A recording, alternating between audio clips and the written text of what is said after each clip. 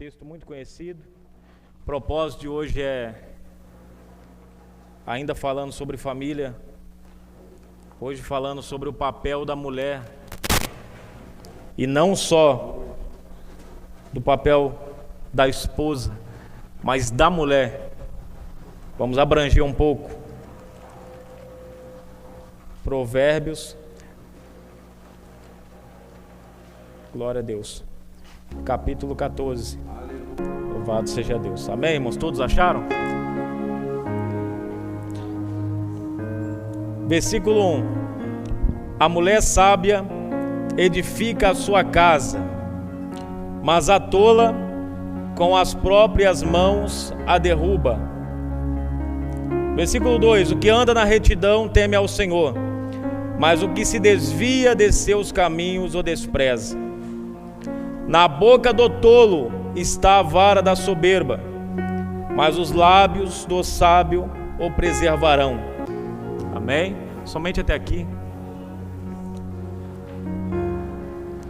Proverbista Salomão, ele exalta a sabedoria,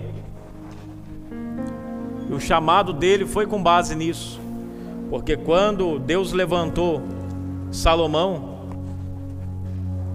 naquele sonho que ele aparece e fala para ele: o que você pede, o que você e eu te darei.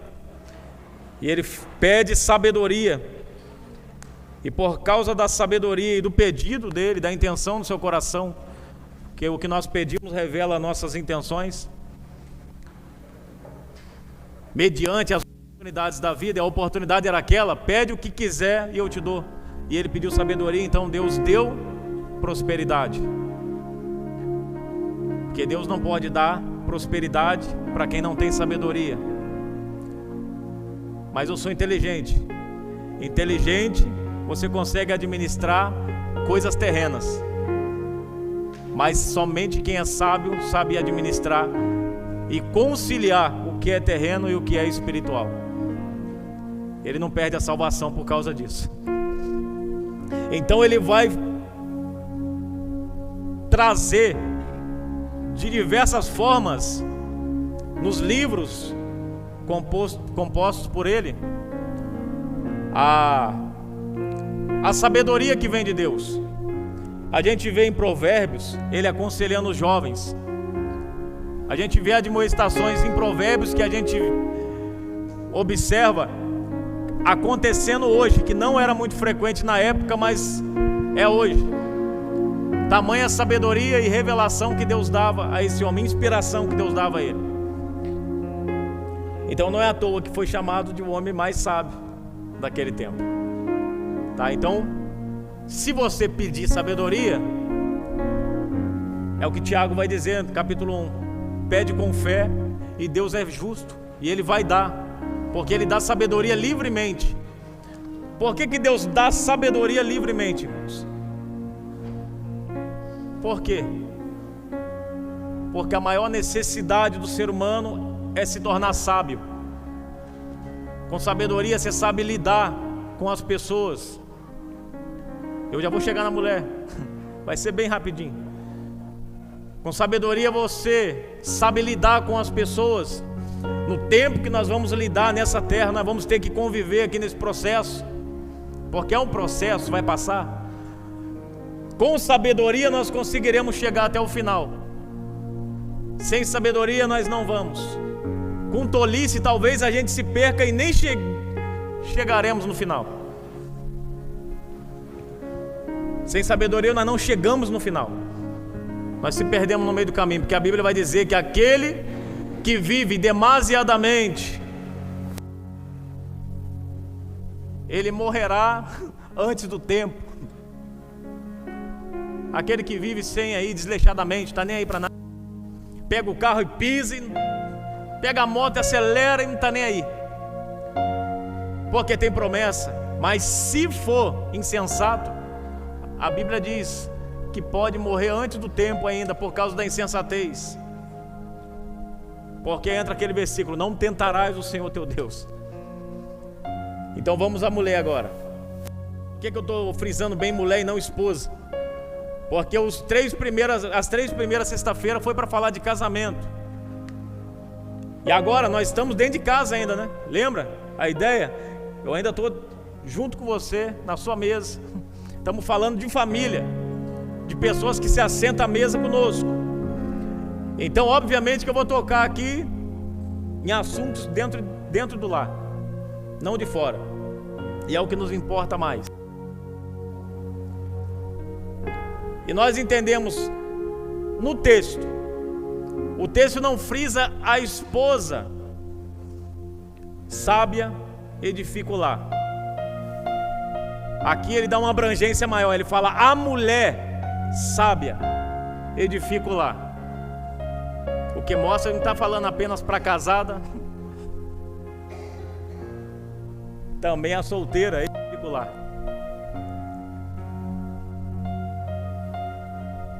Edifica. Aqui ele está abrangendo a filha edifica o lar. A maneira que a filha, a maneira que a mulher age dentro do lar, ela vai trazer edificação ou não para dentro dessa casa. Então aqui ele não está apontando propriamente pela esposa, mas está abrangendo, está dizendo a função da mulher. E eu trouxe aqui, irmãos, algumas coisas interessantes sobre algumas mulheres da Bíblia. Porque a mulher é importante, irmãos, demais. Demais. Eu acho tanto isso que eu casei com. Eu acho tanto que a mulher é importante que eu casei. A mulher é importante demais, é imprescindível. Eu não sei não. Eu não estaria aqui se não fosse pela esposa que Deus colocou do meu lado. Por isso a maneira que você escolhe também vai depender.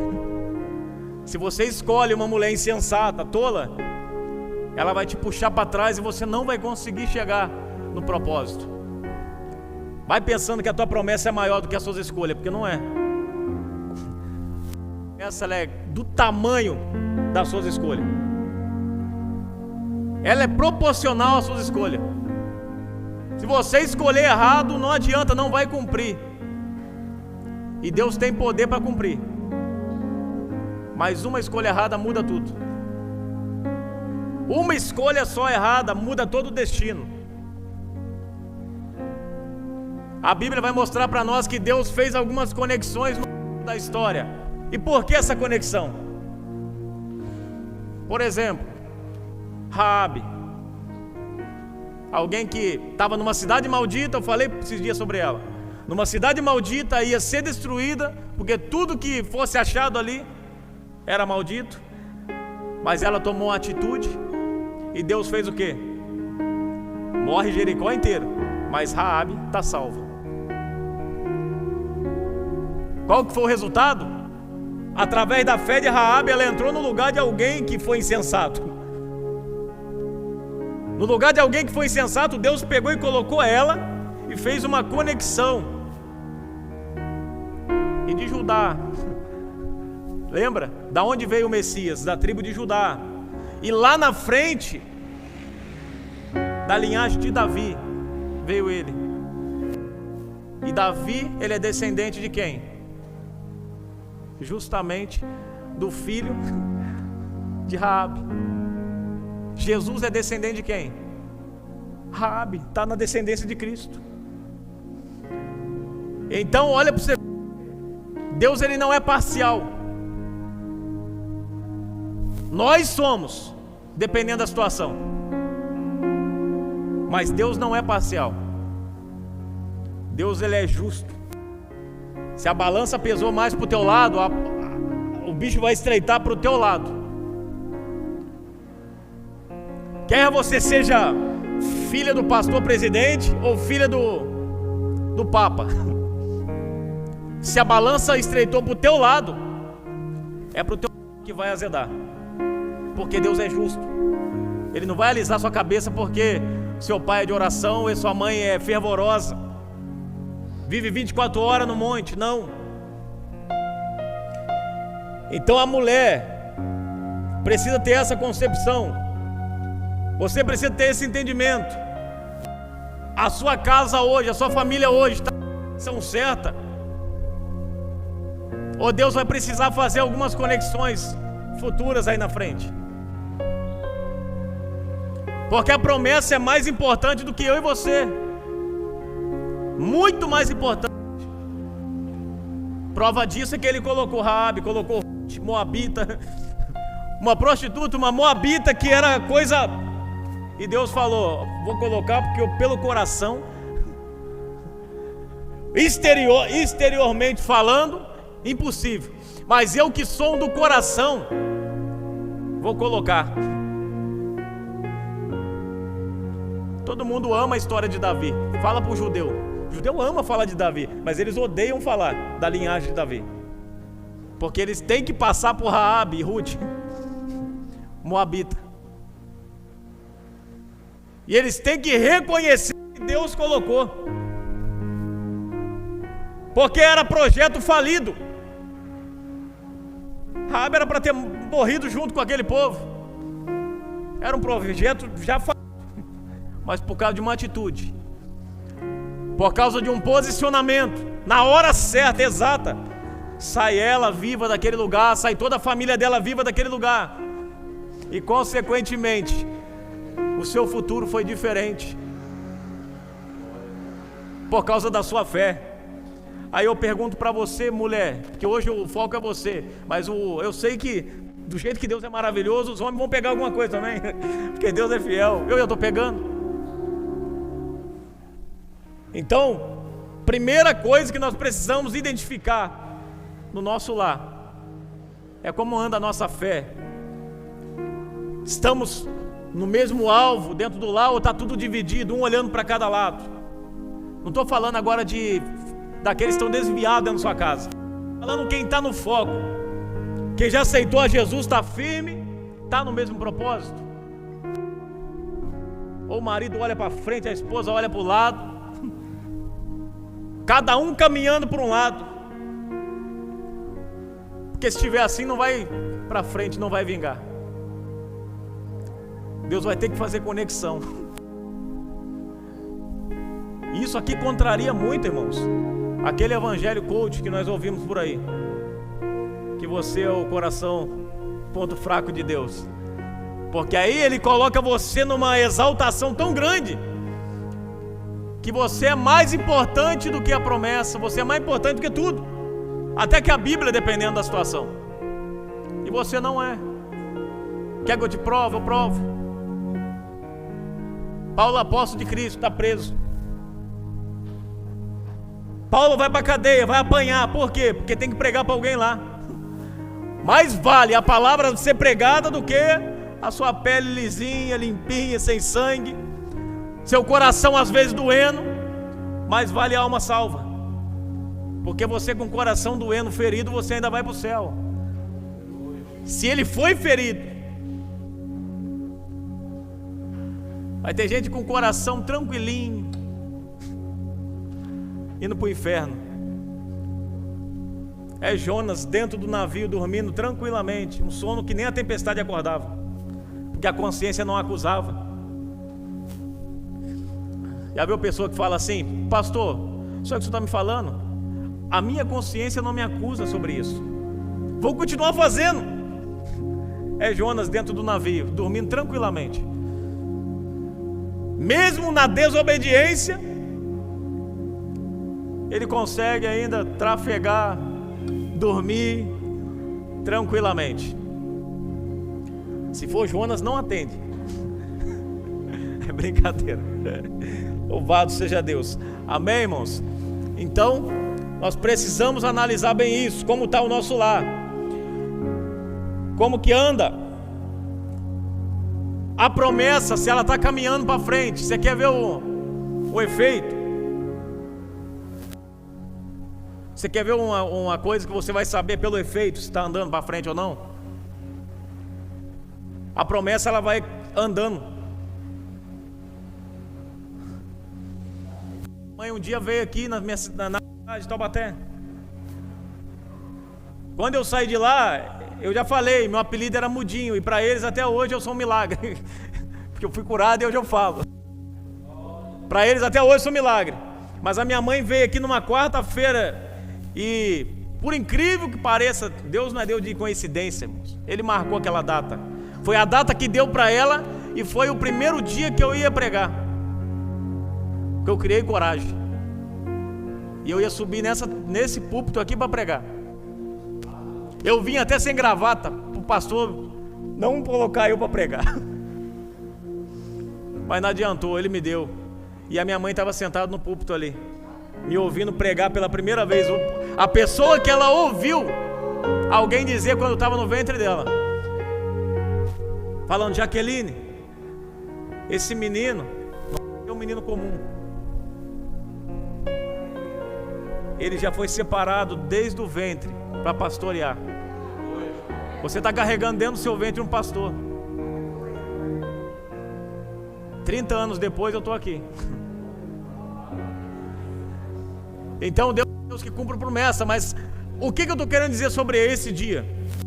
Minha mãe veio, assistiu eu pregando. Na sexta-feira veio um irmão pregando e falou o seguinte: ô mãe, você não sabe por que você veio aqui? Só ela aqui, de turista. Você não sabe por que você veio aqui? Mas você veio para ver o peixe se movimentando. Você veio para ver o que está acontecendo, aquilo que você ouviu lá atrás. Então, dentro da sua família, você consegue detectar esses movimentos. Sua família está se movimentando em prol do chamado. Se está, glorifique a Deus. Se não está, começa a rever algumas coisas. Começa a orar mais, começa a se doar mais para a família, para ver se resolve, aconselhar mais, orar mais, incentivar mais, ensinar mais, doutrinar mais.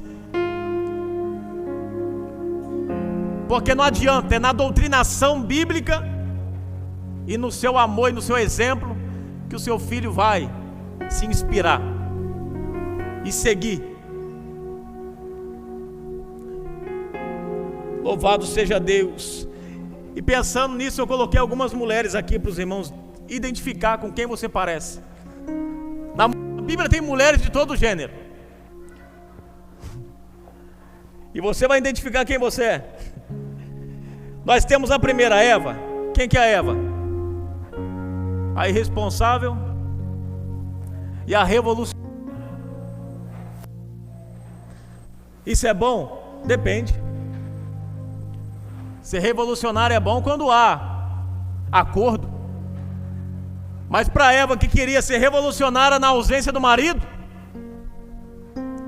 deu errado. Porque ele falou: não faz isso, e ela fez. Porque ouviu outra pessoa. É alguém que tem o ouvido, o coração fraco. Se apertar, convence. Se você é assim, ô mulher, em nome de Jesus, ouça mais seu marido e tampe mais seus ouvidos para as propostas que tentam te tirar da brecha. A Eva, revolucionária, tola, ela teve uma... Irmão, entenda o que eu estou falando aqui. Não estou dizendo que a Eva foi tola pro resto da vida, não. Estou falando da atitude. Porque uma atitude não define alguém. 2, 3 atitudes não definem alguém. É uma vida, irmãos. Uma coisa é eu esquecer uma coisa um dia, esqueci outra, 3 vezes. Por causa disso eu sou esquecido? Isso me define? Isso não me define. Fiquei sem pagar uma vez, fiquei sem pagar outra. Isso me define? Não. Porque depois eu me acertei. Não define.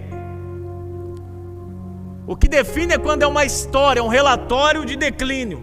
A pessoa vive fazendo a mesma coisa, nunca consegue corrigir aquilo que é errado. Isso sim é definir.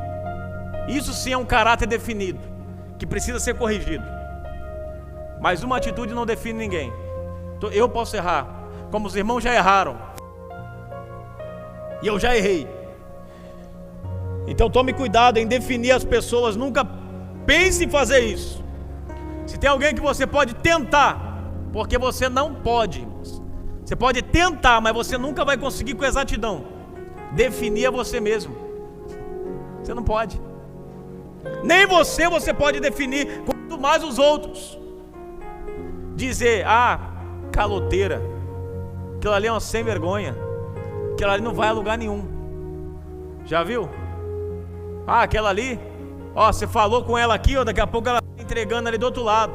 Fofoqueira, é X9. Já viu isso, irmãos?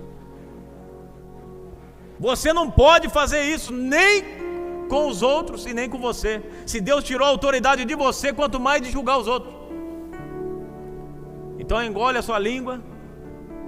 E na hora que você pensar em definir alguém, pega o papel e começa a definir você, sendo sincero. Sou justo?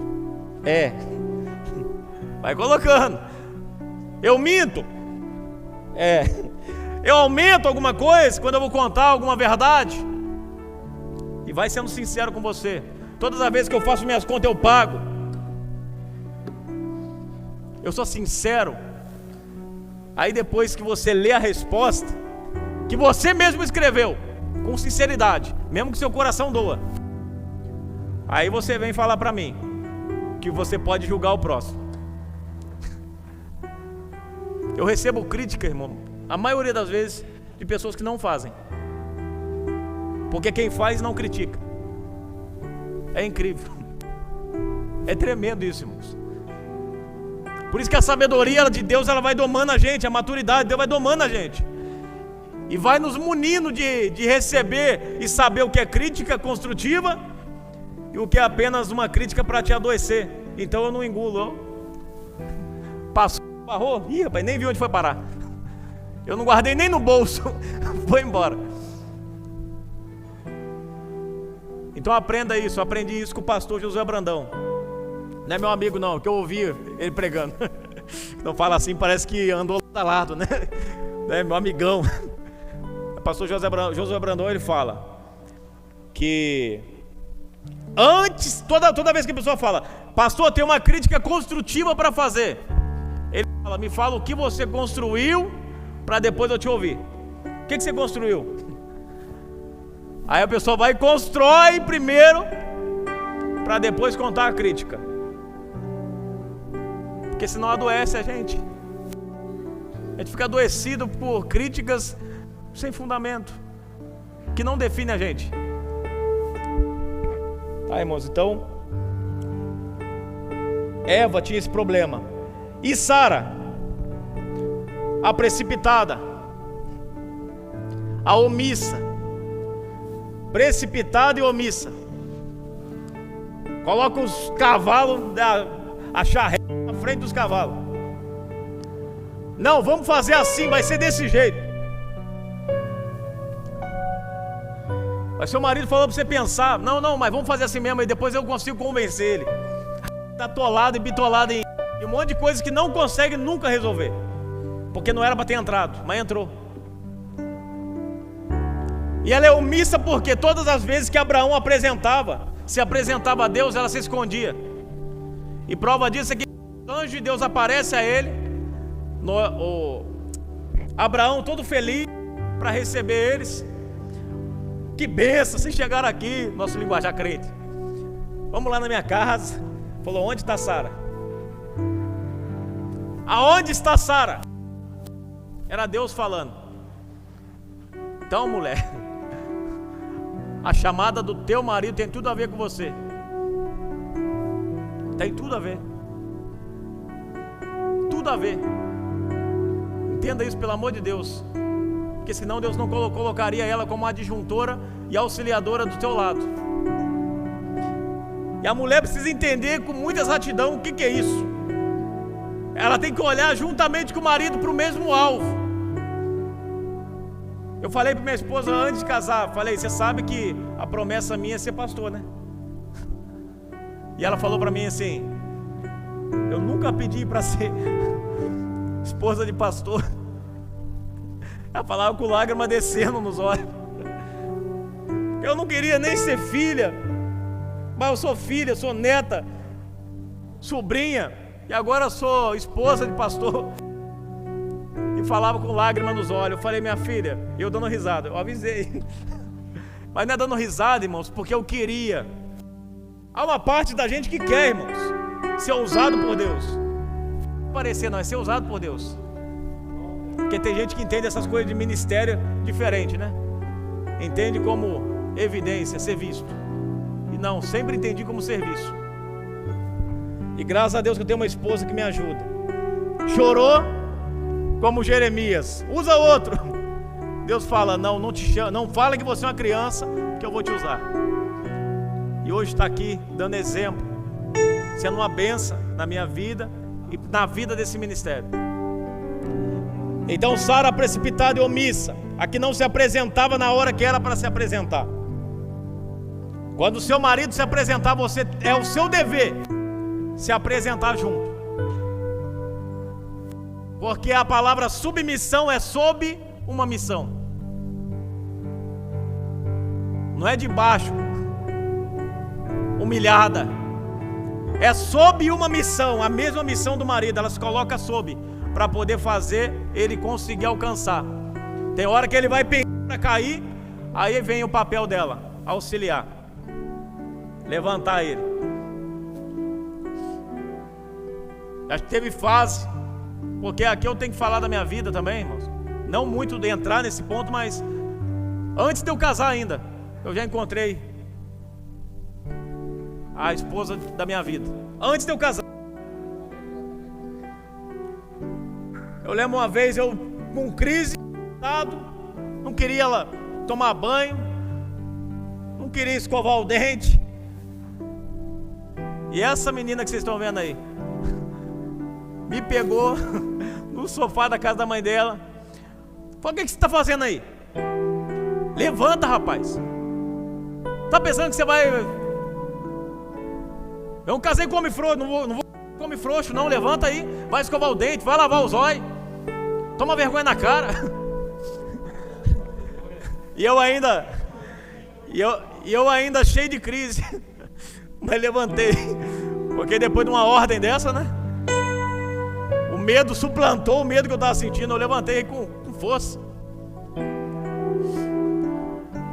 E depois da palavra dela eu levantei para a vida. Não foi só levantar do sofá, eu levantei para a vida. Eu tinha crise de ciúme doentio, irmãos. Eu sei que teve irmãos que já ouviram isso aqui, mas teve irmãos que não. E tem casal sofrendo com isso. Mas eu tinha crise de ciúme doentia, a ponto de eu amassar 3 alianças, jogar por causa de um pedaço de bolo que deu para alguém, por causa de um f*** que deu para um homem. Era feia a situação dessa menina. Eu era doente, irmãos, doente, mas doente, de pé e mão e tudo. Até que um dia eu cheguei, todo dia eu saía da igreja, que brigado com ela, porque eu olhava para ela o tempo todo no culto, tocando guitarra e olhando para ela. Se eu olhasse para alguém ou alguém olhasse para ela, eu já olhava feio, já brigava, já marcava na hora, ó, depois ali eu te encontro na saída, filho. Eu era desse jeito, irmãos. Eu orava a Deus, orava não, só brigava com ela, ligava e ficava 1 hora. E a senhorinha, o casal abençoado, acolheu, ficava ouvindo eu brigando, ficava desesperado, para de brigar com ela. Eles falando comigo, eu falando no telefone. Para de brigar com ela, ela é uma pessoa boa. E eu não estava pronto para poder ser curado disso, porque precisava de uma atitude dela, e ela não tinha tomado ainda. Agora eu entendi porque eu entrei nesse assunto. Precisava de uma atitude dela. Ela tinha que dar o basta. Ela ia me dar o choque. Ela ia me confrontar. Porque toda vez eu brigava e depois falava, tamo junto. E era facinho, tava junto. Só que num dia, 3 anos de namoro, E o ciclo se repetindo, eu cheguei na porta da igreja e eu falei para ela, depois de ter brigado: amanhã é quinta-feira. Não, amanhã era terça-feira, era uma terça-feira de ensaio de coreografia. Tá vendo? Trauma faz você lembrar da data. Foi numa época que estava tendo ensaio de coreografia. Eu chamei ela lá fora e falei para ela: falei, quinta-feira eu vou lá na sua casa, tá bom? Meu amor, te amo. Me perdoa. Me perdoa, meu amor. Eu não sei, eu sou doente, eu tenho que orar. Me humilhei para ela. Ela pegou e sabe o que ela fez? Pela primeira vez, ela ficou séria. Uma lágrima escorreu. Fiquei preocupado. E ela falou assim: não precisa ir na minha casa quinta-feira não. E eu tô indo embora, tá? Deixou eu ali fora, irmão. Eu fui pra ir no carro com ela, com a mãe dela, pra casa dela. E ela naquele dia não deixou. E eu fui pra casa pensando o que fazer da minha vida aquele dia. E eu repensei a minha vida inteira. A irmã Suzete, ri mesmo, irmã Suzete. Agora ela tá rindo, tá vendo? Na época eu chorava. E eu ligando pra ela, não atendia, irmãos. Ela pegava o celular lá, 200 ligação. Tô aumentando não, 200 ligação. Eu falei, meu Deus do céu, agora ela largou, desistiu de mim. Isso me fez pensar quem ela era, o valor que ela tinha e o que eu não estava oferecendo para ela. Tirou toda a razão do meu ciúme. Falei, que dia que ela me deu motivo para desconfiar dela. Falei outra, se um dia ela pensasse em fazer alguma coisa errada, o que isso ia influenciar em mim, na minha vida, no meu caráter. Isso foi me dando segurança, ó, o peitinho foi subindo. E eu fui falando e eu mesmo trazendo para minha mente, para o meu coração, que era Deus trabalhando. Eu falei, eu não tenho motivo. Eu tinha insegurança de mim mesmo, por isso que eu descontava nela. Então eu tive que olhar pra mim e falar assim, esses camaradinhos tudo aí, bombadinho, bonitão, eles só parecem ser bonitos, eu sou o melhor. Você pode rir, mas é verdade pra mim. Eu tive que colocar isso na minha cabeça, não é, irmão, cara? Eu tive que colocar isso na minha cabeça, isso começou a me dar uma autoestima. Mesmo tendo as minhas dificuldades, irmão, sabe, eu tenho problema de pele, psoríase. Isso às vezes prejudicava a minha autoestima. Passava alguém com a pelinha lisinha, eu já na hora já pensava, bobeira. Só que aí Deus foi me dando essa autoestima. Deus foi me dando, comecei a mapear o meu caráter, comecei a falar, tem homem diferente, é muito difícil de achar homem como eu. Eu tô perdendo, mas ela também perde. E comecei, irmãos. Isso me deu força para me poder vencer, irmãos, essa maldição que é o ciúme. Isso veio para destruir, destrói muito casamento. Muito casamento termina em morte por causa do ciúme. Hoje ela pode oferecer a torta de frango para aquele tão necessitado, e eu não vou arrumar problema com ela. Pode oferecer um folheto e eu não vou arrumar problema. E para você não dizer que isso foi o casamento que fez, na época a gente estava 3 anos, né? Depois faltava 2 anos para a gente casar. 2 anos a gente ficou junto ainda na maior tranquilidade, porque o ciúme foi para o inferno, né? Então Deus, esse é o nosso Deus, irmãos. Então o que ela teve que fazer? A atitude de confrontar. Eu pergunto para a mulher agora,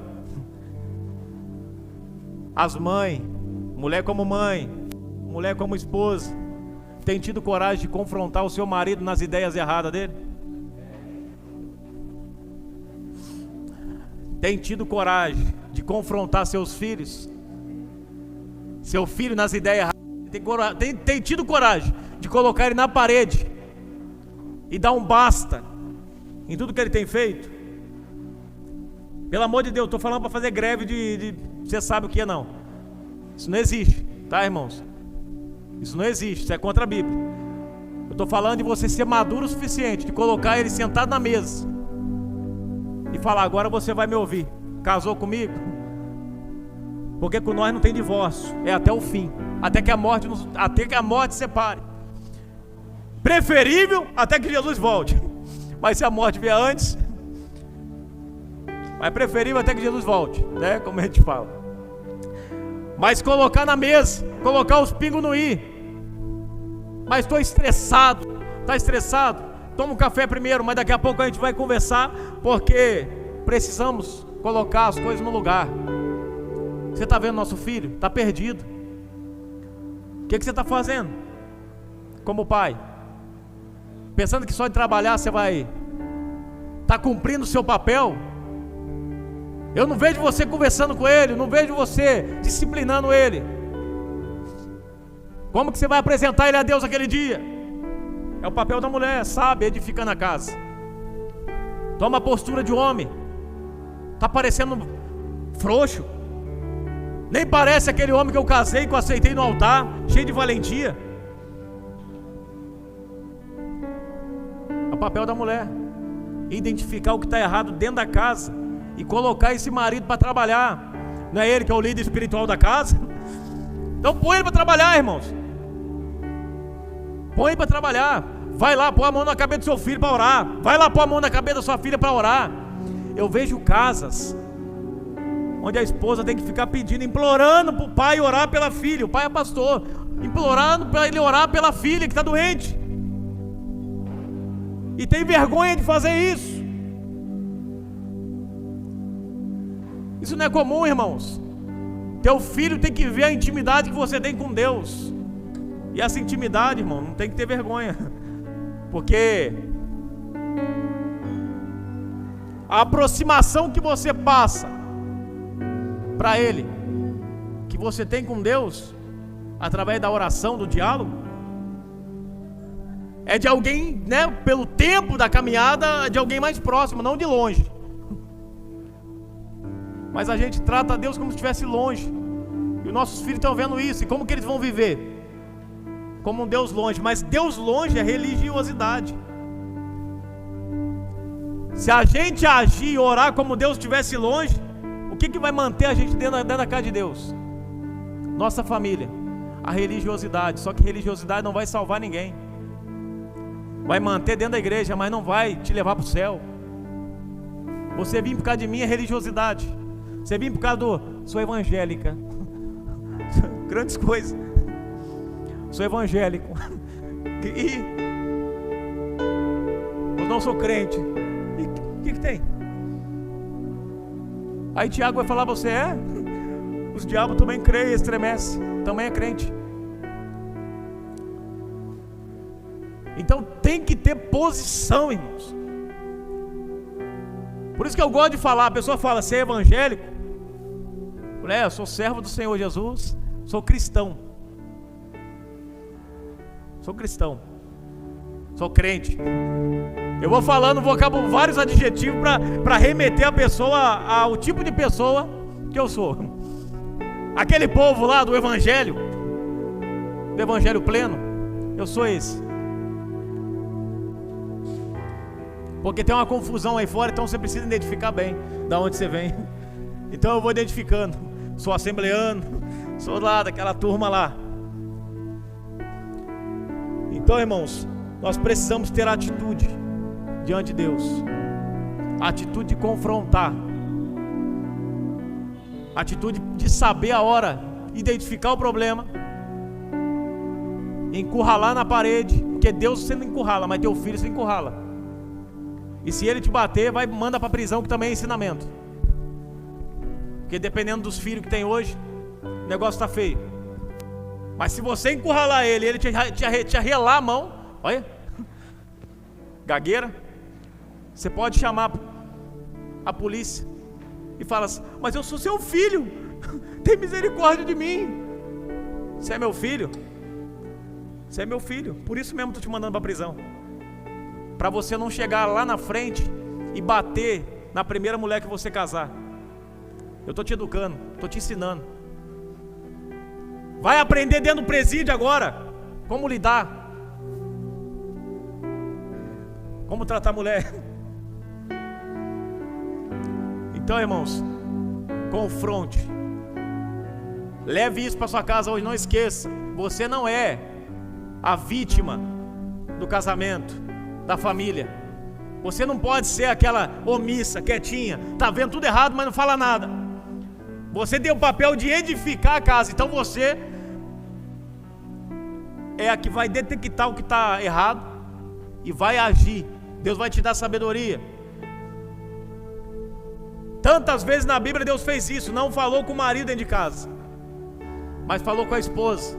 No ministério Ele vai falar com o marido muitas das vezes, mas em casa a gente vê Ele falando com Maria, a gente vê Ele falando com a esposa de Manoá, a gente vê Ele falando com mulheres, com Ana. O que é isso? Porque a casa, o papel de edificar a casa não é do marido, mas ele também tem esse dever, mas é principal da mulher. Ela lidera nessa questão de edificação. Edificação, liderança é do marido. Amém, irmãos? Eu não vou avançar mais. O tema é abrangente demais. Tinha tantas mulheres para falar aqui, como por exemplo Jezabel. Quem que foi a Jezabel? A autoritária. Jezabel autoritária.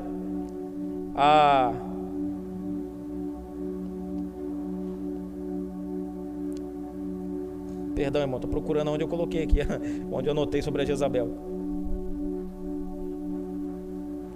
Autoritária desleixada. Individualista. Por que ela era desleixada?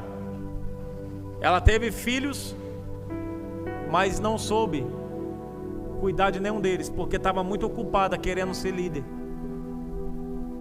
querendo liderar, coisa que não era dela, da ossada dela. Mas como foi ensinada no paganismo, sacerdotisa. Então ela tinha voz de autoridade. O marido era frouxo, o marido era calça curta, como diz por aí os mineiros. Então deixava. Só que ela liderava e para o mal. Deus não estava nisso. Então atraiu maldição e toda a família dela pereceu. Por quê? A tola derruba com a própria mão. Então, se você quer ser sábio, depois você leia, porque não vai dar tempo da gente abranger tudo hoje. Mas depois você lê Mateus e vai ouvir sobre a Maria, a graciosa, que é dedicada com o filho e com o marido. Você vai ver também a adoradora Maria, com o vaso de alabastro, a casa que vivia perfumada com adoração. É aquela mulher que vive adorando e ensinando os filhos a se apaixonar por Cristo. Temos a Ana,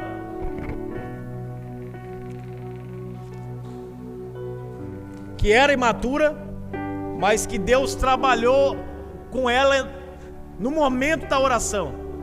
Imatura por quê? Eu vou fazer, Senhor, me dá, para que Penina veja que eu também tenho filho. Porque ela provocava e ela ia com aquele negócio no coração. Então ela orava. Por que eu falo isso? Porque no texto fala que quando ela orou e Deus ouviu, ela falou assim: eu não preciso nem levar para casa. Se o Senhor me der, eu devolvo para o Senhor. Não preciso provar para ninguém. Então é essa a maturidade. Ana, a madura. Ruth, a sábia e fiel, sabe escolher bem suas companhias. Abigail, sabedoria, aquela que se antecipa ao problema. O problema está vindo, ela já sabe que vai vir, então ela vai na frente e resolve tudo. Débora, conselheira, tinha mais coragem do que alguns homens, e Deus a usava assim. E outras mais que faltar-me-ia, falar como a epístola aos Hebreus termina, faltar-me-ia tempo para falar sobre as tais mulheres. Coloquei só algumas, irmãos, mas para os irmãos estar estudando, há muito exemplo que identifica você e mostrando que dá para você. Eu disse aqui que uma atitude não define você. Por quê? Você pode ter errado, mas não quer dizer que você sempre será essa mulher errada. Você pode, a partir de hoje, corrigir sua rota. Você pode deixar de ser hoje a desleixada, deixar de ser a precipitada, a omissa. Você pode deixar de hoje de ser essa mulher tola. E você vai ver a construção acontecer dentro da tua casa. Amém, irmãos? Louvado seja Deus. Quantos foram abençoados com a palavra de Deus nessa noite, irmãos? Glória a Deus. Eu creio que os homens também pegou, porque eu peguei. Glória a Deus. Irmãos, vamos orar nesse momento, agradecendo ao nome do Senhor. Eu amo isso, irmãos. Eu ouvi o pastor Gesiel Gomes falando e é uma verdade. Ele fala, quando ele olha para o relógio já passou, ele fala, está passando, ele fala, ih, irmãos, ele toma um susto, né? Ih, irmãos, olha, o relógio está indo, foi. Mas eu louvo a Deus, porque eu ainda tenho palavra. Porque triste será o dia que eu tiver tempo, mas não tiver mais palavras. Então temos que glorificar a Deus, porque mostra, a Bíblia diz que nós falamos daquilo que o coração está cheio. Então é um bom sinal. Então vamos orar ao nome do Senhor. Essa igreja está cheia disso, né? Cheia de gente com coração bom aqui. Amém, irmão? Cheio da palavra de Deus.